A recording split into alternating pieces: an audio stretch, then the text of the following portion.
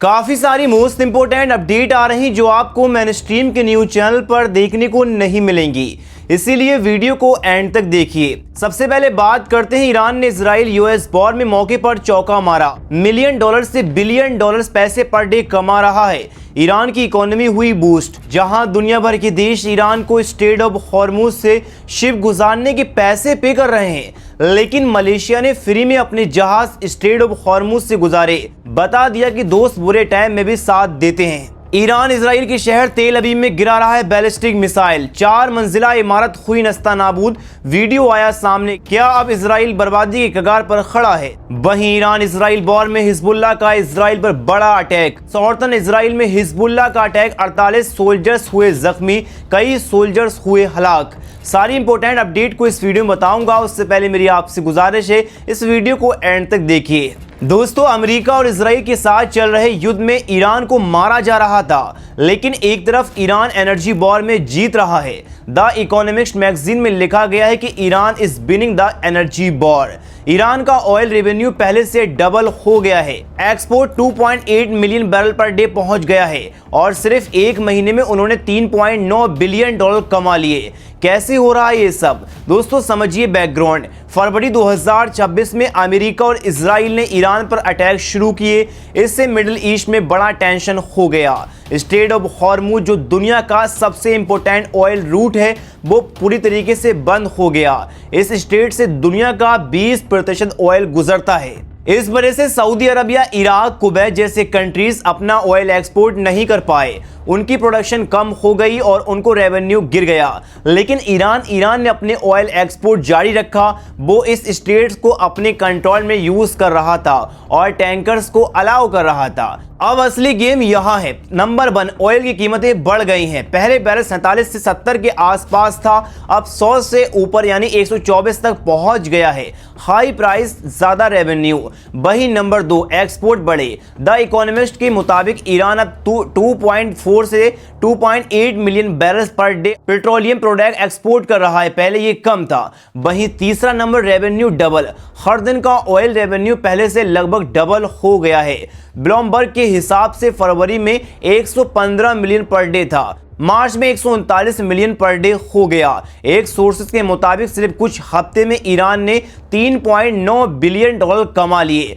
जहां दूसरे gulf countries परेशान है, ईरान शैडो फ्लीट, छुपे हुए टैंकर्स और अपने स्ट्रेटजी से ऑयल बेच रहा है, खासकर चाइना को। चाइना ईरानी ऑयल का डिस्काउंट पे खरीद रहा है, अब प्रीमियम दे रहा है क्योंकि दूसरे ऑप्शन कम है। दोस्तों इसका मतलब क्या है? ईरान का युद्ध के बावजूद इकोनॉमिक बूस्ट मिल रहा है, ये उनके लिए बड़ी रिलीफ है। दुनिया भर में ऑयल के दाम बढ़ने से कॉमन आदमी का पेट्रोल डीजल महंगा पड़ रहा है। अमेरिका के सैंक्शन के बावजूद ईरान ऑयल बेच रहा है, इससे सैंक्शन की कमजोरी दिखती है, लेकिन ये सिर्फ शॉर्ट टर्म जीत हो सकती है। अगर बॉल लंबी चली तो ढांचा पर बड़ा अटैक हुआ तो सिचुएशन बदल सकती है। याद रखिए ये द इकोनॉमिस्ट और टैंकर ट्रैकिंग डाटा पर बेस्ड है। असल नंबर थोड़ा अलग सोर्सेज में वेरी कर सकते हैं, लेकिन ट्रेंड क्लियर है। ईरान अपनी एनर्जी फ्रंट पर स्ट्रॉन्ग पोजीशन में है, जहां इधर इजराइल और अमेरिका काफ़ी ज़्यादा निचले स्तर पर पहुंच चुके हैं। लेकिन भाई साहब, ईरान अपने ऑयल को बेचकर बिलियन डॉलर पैसा कमा रहा है। बढ़ते हैं नेक्स्ट अपडेट की तरफ। मलेशिया ने अनाउंस किया है कि उनके शिप स्ट्रेट ऑफ हॉर्मुज से गुजर रहे हैं बिना किसी टोल दिए ईरान को, यानी बिना किसी पैसा दिया पासेस मिल रहे हैं, जबकि बाकी कंट्रीज के शिप को ईरान लाखों डॉलर टोल मांग रहा है। अब मलेशिया के टैंकर्स को फ्री पासेस मिल रहा है, ये बहुत बड़ी खबर है। पहले समझते हैं स्ट्रेट ऑफ हॉर्मुज क्या है। ये दुनिया का सबसे इंपॉर्टेंट सी रूट है। पर्शियन गल्फ से बाहर निकलने का यही एक रास्ता है। इसमें से दुनिया का ऑलमोस्ट 20 से 30% ऑयल गुजरता है। मतलब अगर ये स्ट्रेट बंद हो जाए तो पूरे वर्ल्ड का ऑयल सप्लाई डिस्टर्ब हो सकता है और पेट्रोल डीजल के दाम आसमान छू सकते हैं। अभी रीजन में टेंशन बहुत ज्यादा हाई है। ईरान ने रिसेंटली एक रूल बना लिया है, जो भी शिप्स स्ट्रेट से गुजरेंगे उनको टोल देना पड़ेगा। कुछ रिपोर्ट्स के मुताबिक एक शिप के लिए टोल 2 मिलियन डॉलर, लगभग 17 से 18 करोड़ रुपए तक मांगा जा रहा है। तो अब असली खबर आपको बताते हैं। मलेशिया के ट्रांसपोर्ट मिनिस्टर एंथनी लोक ने कल ही क्लियर कहा है कि हमारे मलेशियन शिप को ईरान कोई टोल नहीं लगा रहा है। ईरान के एम्बेसडर जो मोहम्मदी नसराबादी ने भी कंफर्म किया है। मोहम्मद नसराबादी कहते हैं कि मलेशिया हमारा फ्रेंडली कंट्री है, उनके शिप को स्ट्रेट ऑफ हॉर्मुज से सेफली बिना किसी टोल के गुजरने दिया जाएगा। अभी 7 Malaysian on tanker patrons सैप्रुना energy और MICS कंपनी के पर्शियन गल्फ में हैं और वो जल्दी ही स्टेट से गुजरने वाले हैं। फॉरेन मिनिस्टर मोहम्मद हसन ने भी बताया था कि ईरान ने शिप्स को क्लियरेंस दे दिया है, मतलब पासेस दे दिए हैं, वो गुजर सकते हैं। दोस्तों ये बहुत बड़ी बात है क्योंकि बाकी कंट्रीज के शिप्स को हैवी टोल देने पड़ रहे हैं, लेकिन मलेशिया को फ्री पासेस मिल रहा है, यानी ये बहुत बड़ी दोस्ती फ्रेंडली दिखाता है। बताई गई मलेशिया और ईरान के बीच अच्छे डिप्लोमेटिक रिलेशन है। मलेशिया को फ्रेंडली नेशन माना जा रहा है, इसीलिए उनको ये पासेस दिए गए हैं। आप सोचिए, ये सिर्फ एक छोटी सी न्यूज़ नहीं है, ये दिखाता है कि डिप्लोमेसी कितनी पावरफुल हो सकती है। मलेशिया ने अपने रिलेशन के फायदे उठाए और अपने शिप्स और इकोनॉमी को बचा लिया। लेकिन भाई भारत भी ऐसा ही कर सकता था, लेकिन भारत नहीं कर रहा है, खुलकर साथ ही नहीं दे रहा है। अगर टोल देना पड़ता तो कंपनीज को बहुत नुकसान होता क्योंकि ऑयल ट्रांसपोर्ट का खर्चा बढ़ जाता। ये न्यूज़ ग्लोबल ऑयल मार्केट के लिए भी इंपॉर्टेंट है क्योंकि मलेशिया के शिप सेफली गुजर रहे हैं तो सप्लाई चेन में थोड़ी रिलीफ मिल सकती है।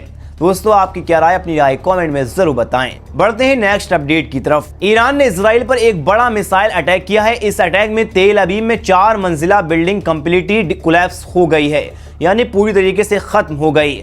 लोगों में डर का माहौल है, इमरजेंसी ट्रम्प साइट पर पहुंची हुई है।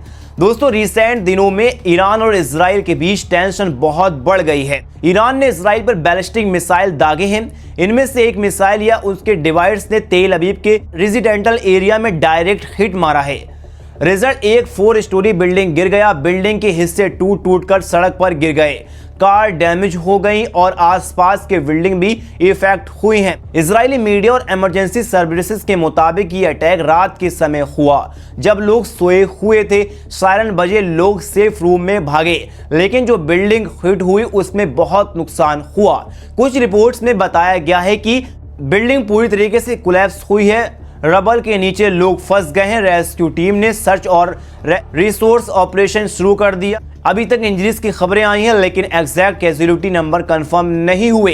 अब सवाल यह है कि यह अटैक क्यों हुआ? असल में यह ऑनगोइंग वॉर का हिस्सा है।